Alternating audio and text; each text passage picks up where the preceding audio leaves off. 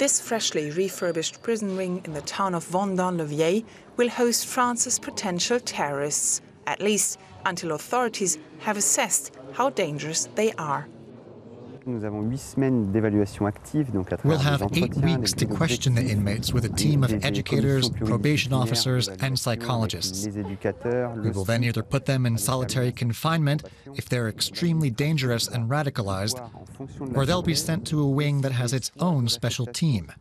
That's for those who don't seem on the brink of committing an attack, but could incite others to do so. The inmates will then be sent to dedicated prison sections. These will be completely sealed off from other prison blocks and have their own dedicated guards. It's really important to completely isolate radicalized inmates and make sure that they don't spread their radical Salafist ideas, especially to vulnerable people or to those who are a bit lost. The prison sections are part of the government's new de-radicalization strategy. It involves a 60-point plan to help detect radicalized people in companies, the administration or sports clubs. A clip is supposed to show how to resist radical preaching, but critics say the strategy is hardly getting down to the root of the problem.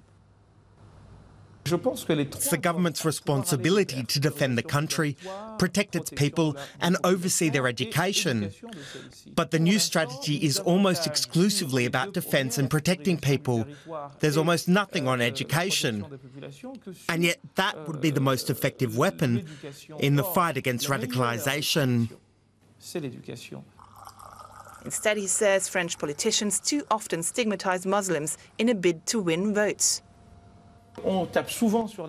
We Muslims often have to justify ourselves and disassociate ourselves from barbaric acts that are not of our making.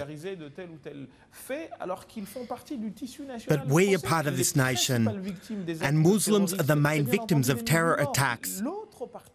Plus, by blaming us, the politicians are playing into the hands of radical Islamists. They can then tell marginalised young people that France doesn't like its Muslims anyway.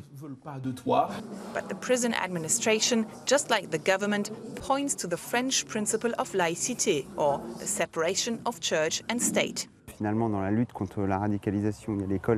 In the fight against radicalization, there's the Belgian approach. They cooperate closely with religious representatives to try and teach their inmates a peaceful Islam. But we have a different approach. We don't want to change people's religious ideas. We just want to prevent them from proceeding to action.